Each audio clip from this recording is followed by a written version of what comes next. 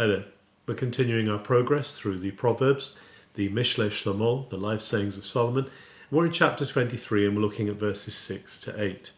This is a very interesting caution from the wise man against eating with the meat of someone who isn't really willing to give you hospitality. In the original Hebrew, verse 6, it says, Al tilham et lechem ra'ayin, ve'al titav lematamotav, which basically means don't eat the food of a miserly host. Don't set your heart on his delicacies. What this is basically saying is don't give yourself to someone who is not willing, not generous of heart to share what they have with you.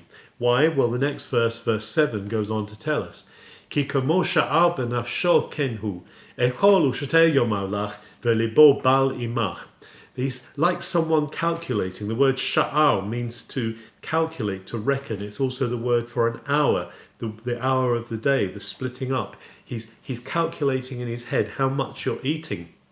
And his spirit, his soul is not with you. He's saying eat and drink. Echolu sheteh. He's saying eat and drink, but actually his heart is not with you. His heart really is worried about the cost that you're costing them to eat his food. And the last verse, verse 8, is really quite not a very nice verse, but it says the outcome of this. It says, Pitcha edchata tukiena, v'shichta devarecha hane'imim. It says that the little nibbles that you ate, you will throw up, and you will destroy the pleasant words. The pleasant words you gave your host will all come to nothing. They will be destroyed. It's a very powerful picture here that actually food that is not given, or some hospitality that is not given with generosity, doesn't reflect God's heart. God is a generous, even an extravagant giver. He gives us so many good things, and he wants us to reflect that to one another. So if we are not going to give with generous hearts, it's better not to give that at all.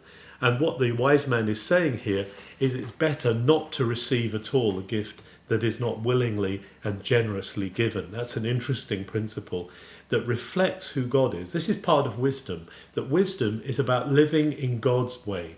And if we're not living that way, we need to turn around. We need to come home to him. We need to do it differently. So let's hear what the wise man is saying to us today about generosity. And let's make sure that we are we're only receiving those things which are really willingly given. Have a good day.